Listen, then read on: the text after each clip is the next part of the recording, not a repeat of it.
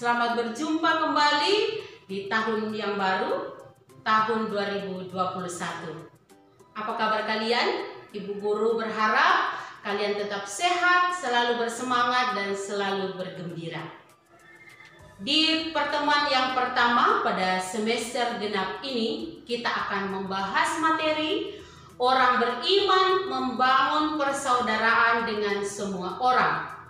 Khususnya kita akan membahas materi tentang kemajemukan agama dan kepercayaan, berbeda tetapi satu tujuan. Tujuan pembelajaran yang akan kita capai dalam materi ini adalah yang pertama, menjelaskan penyebab timbulnya konflik antar agama di Indonesia. Yang kedua, menjelaskan pentingnya toleransi antar umat beragama. Nah, sebagai orang beriman dan seperti biasa, sebelum kita melanjutkan pembelajaran kita, mari kita mengawali pelajaran kita hari ini dengan berdoa bersama-sama. Marilah kita berdoa dalam nama Bapa dan Putra dan Roh Kudus. Amin. Allah Bapa yang Maha Baik, Engkau telah menciptakan kami baik adanya. Kami telah hidup sebagai ciptaan-Mu dengan penuh kedamaian. Ajarlah kami untuk saling mengasihi, saling menyayangi sebagai satu saudara. Walaupun di antara kami ada perbedaan, buatlah kami tetap bersatu padu, membangun kerukunan dan kebersamaan. Demi Kristus Tuhan dan Juru Selamat kami. Amin. Dalam nama Bapa dan Putra dan Roh Kudus. Amin.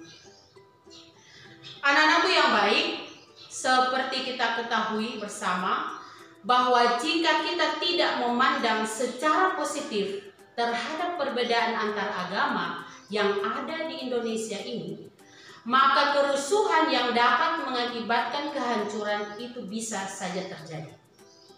Ada berbagai macam konflik yang terjadi di negara kita yang dibalut dengan sentimen keagamaan, sehingga mengakibatkan kehidupan beragama kita menjadi terganggu. Tentunya kita harus mengetahui akar penyebab konflik yang terjadi. Banyak yang sesungguhnya bukan disebabkan karena perbedaan agama dan kepercayaan, melainkan karena kepentingan politik dan kekuasaan atau kepentingan lainnya. Satu hal yang perlu kita lihat bersama adalah konflik-konflik itu pada akhirnya lebih banyak membawa kehancuran, permusuhan, dan dendam. Korbannya seringkali ada di kedua belah pihak. Tetapi dampak yang terbesar adalah hancurnya peradaban dan martabat manusia.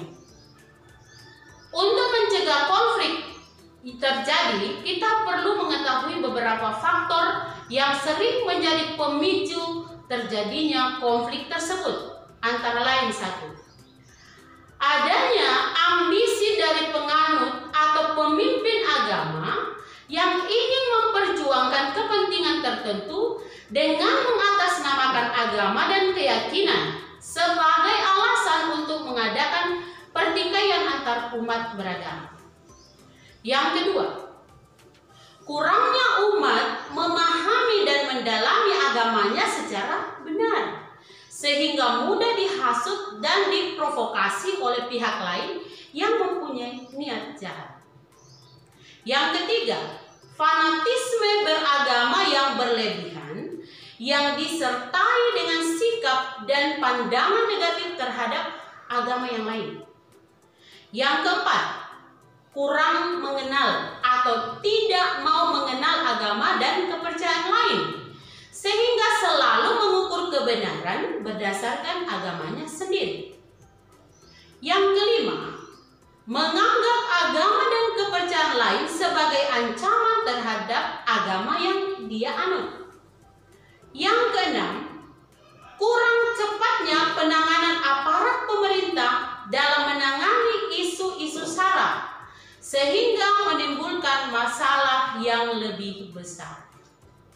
Yang ketujuh, adanya kecemburuan sosial dalam hal tertentu, misalnya dalam hal kesejahteraan hidup, sehingga memakai agama untuk melampiaskan kekesalannya.